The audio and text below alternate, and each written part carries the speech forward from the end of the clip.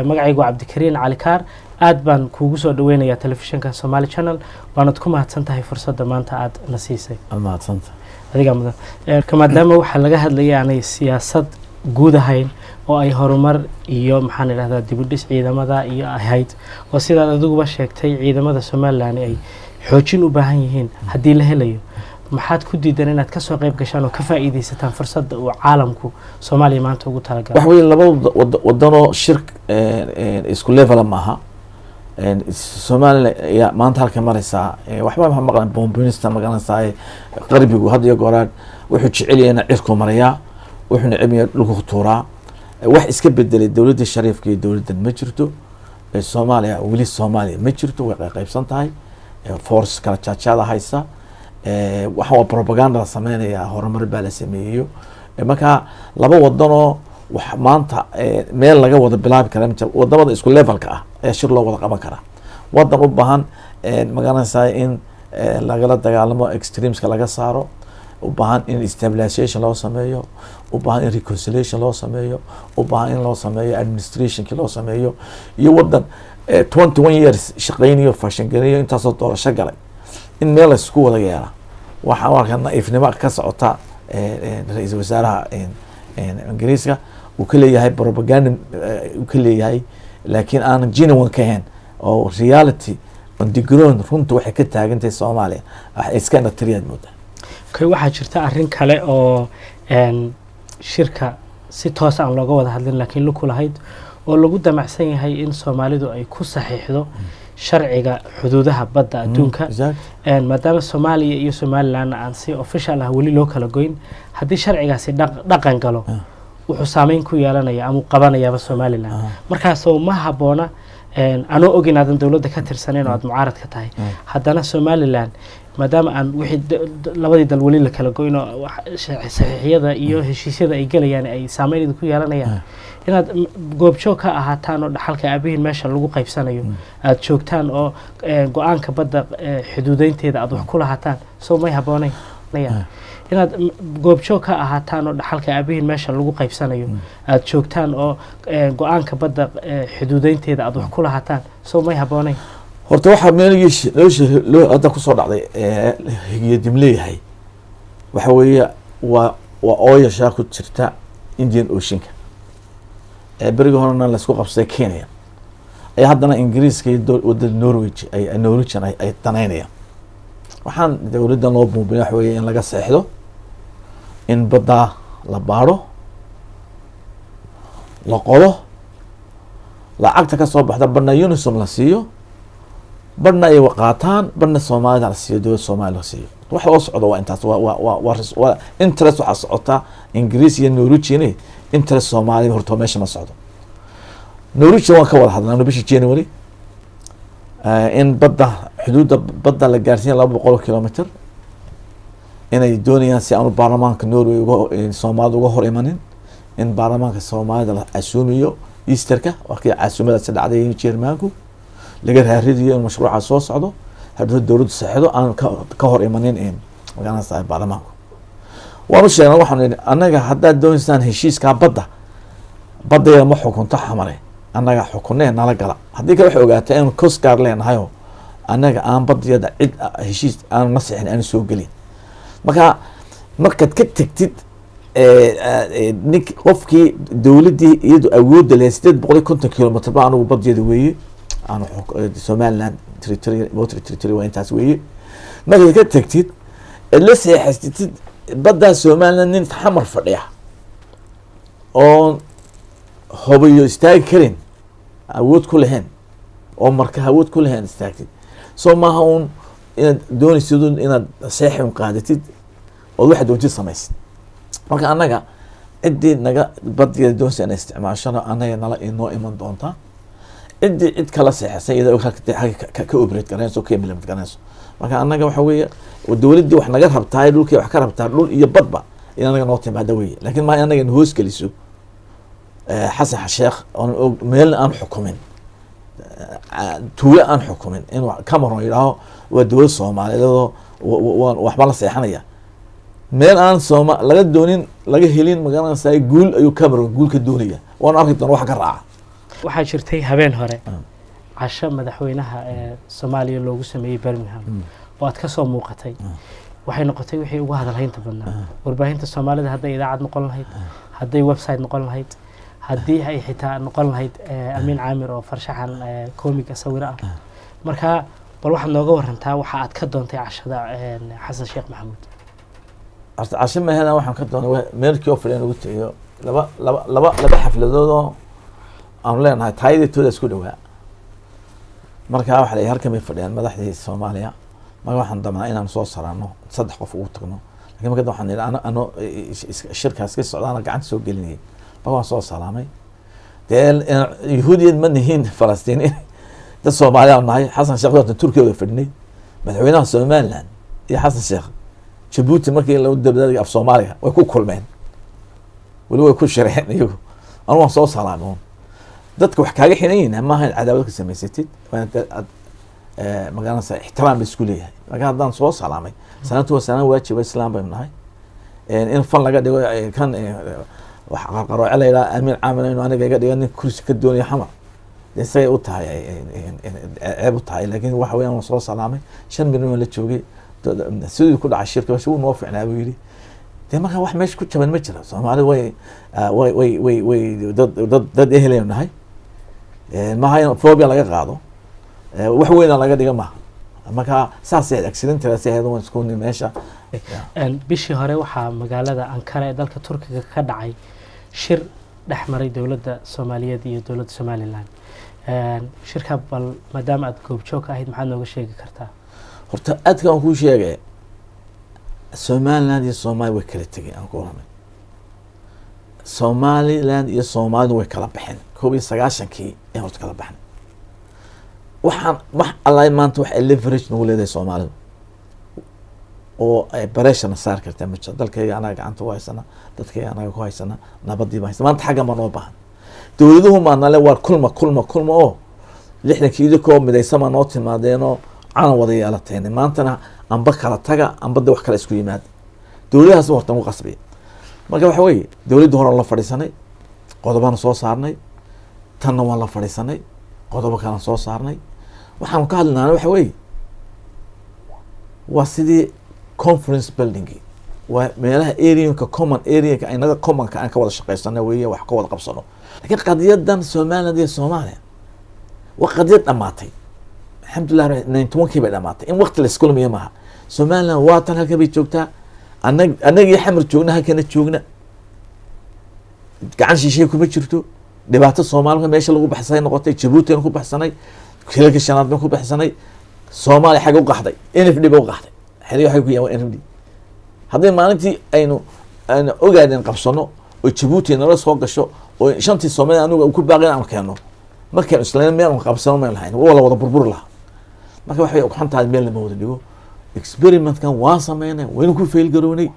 inay guryahooda hagaajistaan Soomaaliya dadku hagaajistaan way inay obsess ku noqoto ay ku dhigaan Soomaaliya waxay la tahay inay waqti lumis ilmaha maanta dhashay markaan gooni isku taagnay waa 22 jir kii xabadal markii la eriya xasuuqa eerkiina waa 25 jir boqolkiiba 7 dadku garan maayaan Soomaaliya they only know Somaliland carruurta iskuulada marka arkay Soomaaliya maqlaan marka Finland iyo waxaan Soomaaliya kale jirta Somaliland bay maqleen marka waxa weeye ummadana way tashatay si in wadan walaalo oo wanaagsan u sameeysan lahayd ummadda Soomaaliya lagu qaban lahaa meel kasta joogta waa laga shaqeeyo waxa marmar dhacda madaxda Soomaalidu marka ay inta badan iyagoo Dubai ka yimaada Somaliland in lagu handado oo qaar ay xarig ku mutaystaan marka arinta hadii madax Ethiopian iyo dhulkiina maraan u maleyn maayo inay dhibaatada mudan lahaayeen marka maxay ku dhacday in madaxda Soomaalidu iyagoon waxba dambi ah gaar galin oo inay dawladda un madax ka yihiin waxay taa dhacday dad Somaliland u dhashay lagu handaday markii Somaliland tageen علشان دولة ساتحيل كهيسان أرنتها بال وحنا وقشك. وحويرت وحنا أنا أكو قلدان وحنا ياكو قلدان ياكو قلدان نوح أكو قلدان هاي مثلا حالة توكلة لمن بنوي حفلة دي نوي هالكم يكون استعانة كي مجانا Soomaaliya برتي لها وين صور شرفين وحلا كسو صار بارك كسو صار لي تبدون إنجليزي بعد عنك زي 6 dalama ilahay iska soo saaro anu markan la fadhiyay aan soo salaamay qoladan Soomaaliya dacalankayga baan siitay lama oran madaxweyne Soomaaliya ku nisay iska soo saaro salaanta aan soo salaamay wixii ka dhacay wadaag website ka socdo arkay horta taas waxay ku tusaysaa dadkaygu siduu sas uga qabo Soomaaliya shacbiga weey wa bridge kan doonay inaan marka aan dhisno ee wada hadaladan aan doonay kala saaro inta madaxda la xidho madaxda la xidho waxa weeyaan madaxda la xidho hadda madaxda waxay ku timaadaa dal haday tagiso marka dan tagiyo wada Ethiopia dowladda visa qaata waan soo sheegay laakiin nin wadan ka soo iska oo wasiiro haya oo hargeysa dhex taagan dhex taagan dal arko haduu transit waa xaq uu maraya laakiin haduu iska soo galo dalkii Somaliland isagoo xil haya Soomaaliya kale dadka aan xilkeen waxaan bilaa visa ku yimaadeen laakiin nin xil haya oo siyaasi marka la arkay ku bilbila iska dhex socda ma hargeysa de waxa weeye nin Kristaan oo kale diintii fadinaya ma ogaanaysan diinka nin Kristaan diin fadiyo mabdii Soomaaliyeed bii fadinaya oo dadka naga waalaya tabaka waan qabanaaba way ka Kristaan ku limid yahay laakiin dadku waxay arkaan madaxweynaha wasiirka arrimaha dibadda gudoomiyaha xisbiga wadani intuna waa beel qura ma yana ku sheegaya ma ana ku sheegaya taasi waxa way ka badneed marka dad 8 baa noqono way ku jirtay laakiin ay wada hada waa shantaasi halkay arintu ka qoranto waxa weeye naga garheeray waxa weeye marka Washington la tagay waa Mareykan halkii laga fajiciyay madaxweynaha leeyahay waxa isku wadatiin isku reer taas waxay ka dhalatay awoodii dalka ayay beesha dhaxwal qaadatay marka la ilaaha wafdi baa imanaya ay maada madaxweynaha hay maada wasiirka arrimaha dibadda hay maada wasiirka madaxtooyada hay maada wasiirka qorsheynta hay maada wasiirka macdanta inta isku reer bay noqotay saami qaybsigii lagu soo gooyay Boorame koobiyo 9 markii aan lagu shiray burco goonistaag lagu saxeexay saddex qodob baa lagu heshiiyay saddexda qodob waxa ay koob in ka baxno unionkii Soomaaliya laba in la isaamaxo la iscafiyo sifir warki saddex in aan dawlad loo siman yahay la dhista qodobkaas dhaxad baa jaban hadda oo dawladdan hadda jabisay ee Siraayo oo ahayd in dawlad reer Soomaaliya u dhan yihiin marka halka wata hadii waan ka hadalno waa taymka aan saxayna insha Allah taala laakiin wada hadalada shantiida saawiyi shantiida waxa weynahay saddexaas iyo laba kale raawna waana 60 59 57 London markii laga wada hadlayay waa shantoodii Faisal waxa jirta arrin kale oo iyaduna aad muhiim u ah oo aan jeclaan lahaa bal inaad dadka iyaduna u bayaaniso Somaliland waxaad sheegteen inay tahay dal dimuqraadi ah dal maadaama dimuqraadiyadda aad qaadateen freedom of speech uu ka jiro oo xorriyatul qowl qofku uu afkiisa u banaan yahay wuxuu doono inuu sheego waxaad kaloo sheegteen in qofka fikirkiisa u banaan yahay maxay ku dhacday muwaadiniinta Somaliland dadka reer Somaliland u dhashay ee fikirka qaba ah in Soomaaliya aan la kala goyn in la cadaaweeyo oo aanay Somaliland tagi karin madaxda ma aha dadka qaba fikirka oo saalaan baarlamaanka qaar ka qayb galaan qaran xitaa baarlamaanka ku jirin oo shakhsiyaad caadi ah oo laakiin fikradda aaminsan haddana dhibaato ku qaba joogidda iyo tagidda Somaliland waxa weeye horta waxa weeye cid aan siyaasiyiin ahayn oo lagu qabtaayo magaranaysaa yidhaah tagid ma jirtee baaxushagu inoo furan yahay ehelnimadii iyo xididnimadiina way inoo fiican tahay dadka Soomaaliya kama hadlayno waxaan ka hadlay adigu reer Somaliland baa tahay right siyaasadahan waxaad aaminsan tahay in Somaliland go'do ninka reer Somaliland ee halka aad ku dhalatay kugula dhashay ee laakiin siyaasadiisu aaminsan tahay in Soomaaliya la kala goyn maxaad cadaawad ugu qaadaan Somaliland looga eriyaa taas way dhamaatay markii aanu halgaminay qolan naga soo horjeesto waxaan Soomaaliland kala jarin qolan waxay may waxa weeye waxayna way soo qaadana ilaahay guushu xusiyay dadkii doonayay inuu gooni isku taago meel kasta adduunka ka dhacda may ku laakiin calaamad ka hadlaya meel kasta iska dhacday qofka ka soo horjeeya mabda iyo referendum-ka Soomaaliya qaadatay iyo dastuurkiisa ay yiraaha Somaliland ma Soomaaliya lagu daraya waa dambiile oo nimanka Bangladesh waxa tahay Bangladesh Soomaaliya goosano dhiikumu kala dhexdheen bayntu midilaa marka ayra xusbaan ku furnayo waxaan ku darayaa Pakistan hadda kuwii bariga ka hor yimi lagu qaadaya in 40 sano ka bacdi maxkamada saaraya weliba anagu waanu saamaxnay dadki anugu haddaan fuul lahaana kuwa shirar kasoo qeyb geliyay laga bilaabo Djibouti 1 way wada liiskarisiin marna insha Allah tacaala waa la qaada kiiskaas Djibouti 1 kuwii kasoo qeyb galay ilaa kuwii ma ka qeyb galay ku jira xagee ka dambiilaya lana waa traitors waa khaaimin dadka dhabarka laakiin fikirkoodu baad ku colaadinaysaa sida adigu u qaadatay inaad go'daan ba iyaguna u qaateen inaad ma waa qalad ba orod imanka ingiriiska waxa tiraha shabad ha ka dhex samaysan tiraa waxaan ku darayaa France ma ku daraya so imanka soo ismaaragtay ingiriiska maadaama aad soo qaaday dadka reer Scotland ee aaminsan in Scotland go'do lama colaadiyo kuwada Scottishka iyaguna aaminsan in Scotland Britain laga goyna iyagana lama colaadiyo qof walba fikradiisa xor buu u yahay taas wata Soomaali laga doonayo inay colaadin waan goos waa in referendum dhacnayo gooreen isku tawa laga rabo laakiin anagan qofka Soomaaliland ee waxaan isku ogeyn ee ummad isku raacday daba marteeya ee ka qaata mansab Soomaali ka qaata ila ana Soomaaliland mataliya waa dambiile ay dawladii Soomaaliland ka saxdeen laakiin anagu haddaan qabano ilaa 91 kuwii ka qayb galay Soomaaliland kamana shaqeyn karaan dhaqaalaha waa laga joojin doonaa blacklist waxay dhaabay jiraan 91 ka warku 91 ka hor ka warna kuwii la shaqeyn jiray kaasoo waxay fulinayaan isku darkii beriyaas isku fulinayaan oo dawlad heshiis lagu in ka soo heshiis in la midooba lagu heshiis lagu heshiis siiraya kamid ah wasiiraha in badan ka aha siyaasiyiinta marka kaasi waa kan tan marka waxaan soo baxay waragay halgan gal wax u badnaa ragay siyaad baa la soo shaqeeyay laakiin waxaan ku leeyahay dadkan marka leeyihiin Soomaaliya rabaan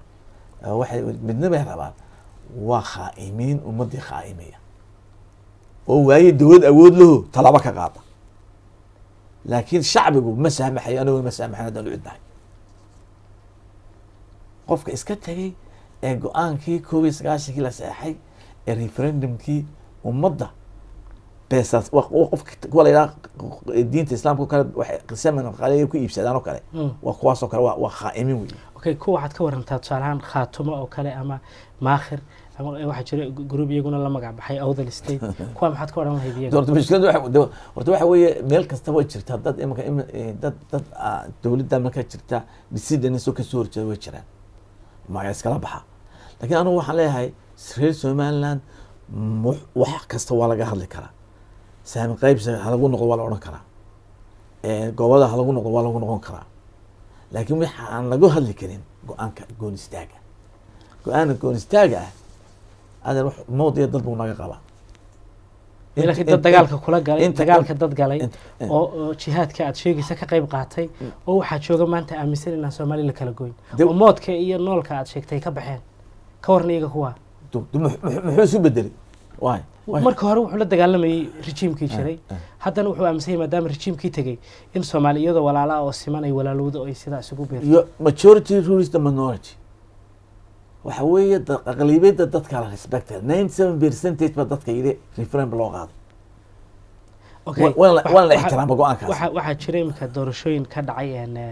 Somaliland oo ururo badan caawdeen oo sheegeen in codkoodii la xaday oo lagu shubtay oo commissionku wax istaba mariyay marka referendumka aad sheegtay si lagu aamini kara maadaama dad reer Somaliland oo Somaliland ba jooga ururadoodii ay ku doodayaan in la daba mariyo irregularity meel kasta ka dhacda irregularity marka referendumka laftiisa irregularity waa heli karaa kaasi soo overwhelming buha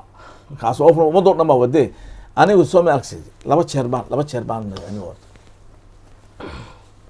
labada jeer ba fair uma dhicin waliba kan dambe ballot papers xitaa la soo samaystay kuwii aan ku ordinay doorashada imka soo dhacday waad aragto waxba dhacay haddana waxa weeye waa the negative side of the election of the democracy macnaheedu maaha marka haddaan waxyo kaa waayo wixii aan kaa doonay Soomaaliya ma jirto waa opportunity ba ka leedahay markiisa hore ayaanu ka mabda ka istinay oo magaca ku isticmaalay inuu boos ku gaaro okay sida aad uga doonaysaan Soomaaliya inay idinku xushmayso fikirkiina inaad ka go'daan maxaad ugu xushmayn laadihiin khaatumo iyo maxaan idhaahdaa maakhir iyo Awdal fikirkooda iyaguna inay Soomaalilandnimada ka baxaan walaba kiis de kaas oo kala jaad anagu dal baan dalka saarnay dal iyaguna dal bay dad ka saarayaan. dee ma dad Somaliland lama eeg imanka Somaliland gobol kama bixi karo wasi Ethiopia oo kale ma ogaadeen ka bixi karta hotel nagu qabsaday waa international anagu international borders baan ku jirnaa hal talaabo ma soo talaabin marka qofkani uu khaatimo la baxaya food baa dhacay waa laga batay dadku xuraacay in gooni loo baxo xaq wuxuu leeyahay in xuquuqdiisa helo qofka reer Somaliland laakiin tribal boundary baan sameynaya oo sool baan iyo sanaag baan oo reeruhooda degan yihiin baan u kala jeexjeexaya dhulbahanti iyo habar jeclaan xad u sameynaya garweyn iyo waxaan u sameynaya Muuse Ismaaciil iyo Warsangelaan xad u kala sameynaya waa magnaanad waa tii naga soo galay markaas waxa weeye waxaas aqliga meelaya in caruurta iyo dumarka been loo sheego maaha in rag dhan mutacalimiin in maanta ilahaan waxaanu sameysay intay tuulo yar fadhiistaan ayna saddex madaxweyne u sameeyay wax aqliga ma aha wixii ummadaas jeceshahay power sharing-ka xaq bay u leeyihiin ha yimaadeen maanta madaxweyne u sharaxinay sharci riyaal aha maanta sharaxdan saddexdii xisbi idinka haystee tuu ka soo dhex bixi karaa sidoo ka soo dhex bixi wax ka soo dhex bixi adigu ma ogasha xisbigaaga in nin dhulbahantaa maanta uu istaago hadduu maanta ilaa waan istaagaya hadduu maanta ilaa waan istaagaya ninkan ilaa xagla toosiyey in other body oo ilaa waxaan ahay waxaan doonaya in madaxweyne noqdo oo istaago way u furantay xaguu ka istaagaa saddex xisbi oo waddanka ka jira oo la ansixiyey saddexdii xisbi riyaal soo dhex bixin mid afraad baa jiray riyaal wuxuu fursad ku helay geeridii cigaal allah naxariistay kan kana wuu furantay haddaan aragnin maanta soo ninka haddaan maanta aan aragnin ninka soo saar kariya u cid yahay nin dhulbahanta yahay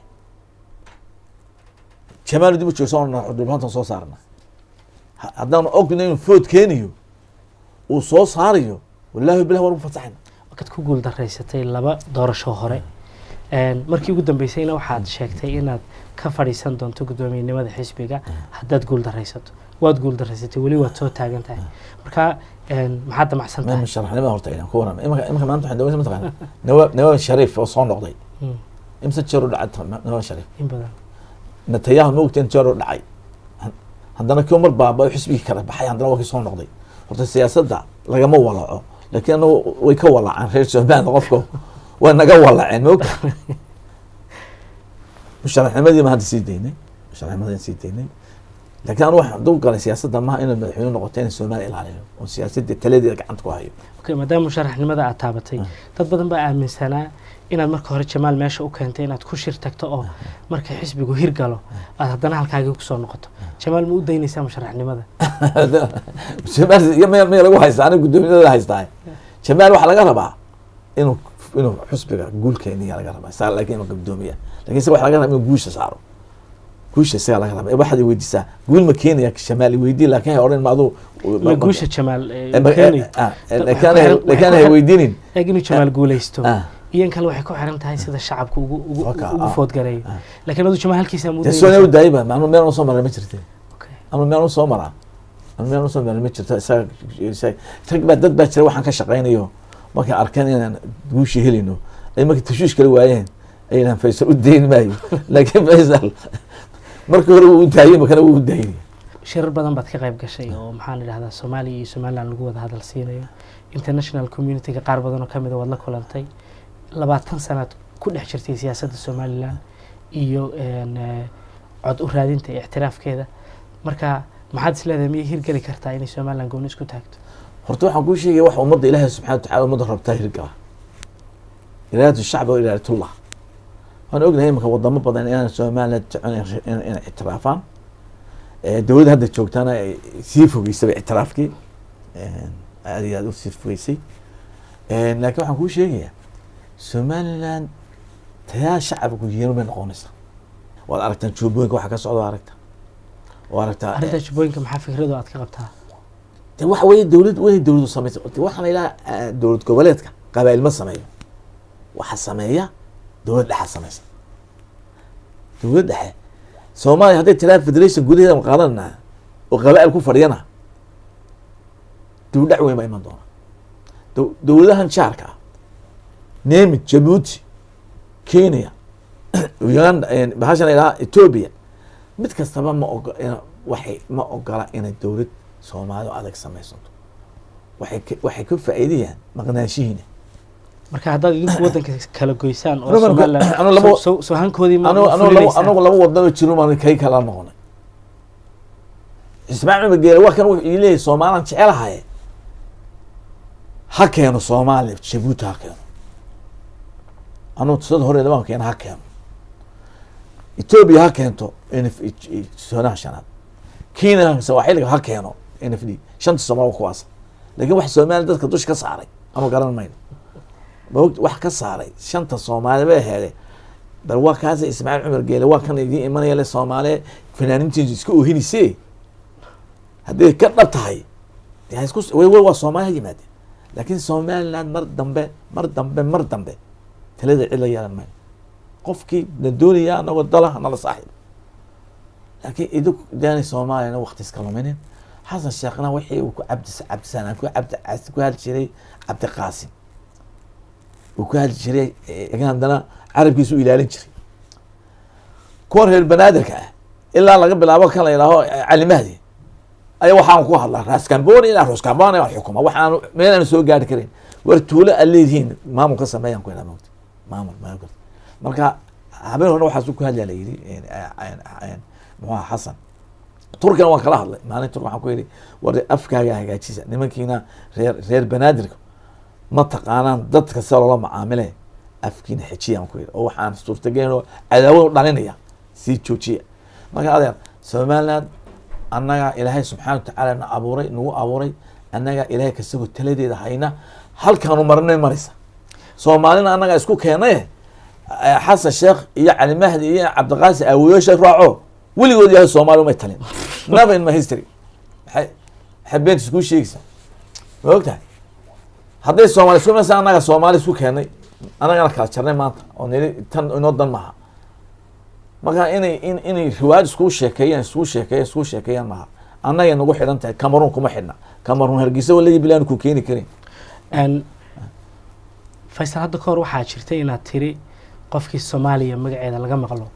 carabka hal jaro aan kula kaftamay maanta adan madaxweynaheedii la fariistay xagee lagu jaraa ma anu waxaan qofka Soomaaliland ku khalmaama Soomaaliya oo dadkayga wali maskaxdoodu marka space ku carabta joogayo Soomaaliya tagay fasax wanaagay Soomaaliland u jeeda kuwaas aan carabka laga jaro si magaca Soomaaliland u bartaan inanta reer Puntland kuma qaldanto Soomaaliya Puntland tag kurta kuwayga miya ilaa hadda Soomaaliland yani saan u fiirin waa kuwaas aan la hadlay anu Soomaaliya waxbaan wanaag badan tabacsanahay markii Ethiopia haysanigi qoray ka hadli jiraan hay laakiin waxaan leeyahay raas Kamboni ilaa raas Kofoni ma xukuma joojiya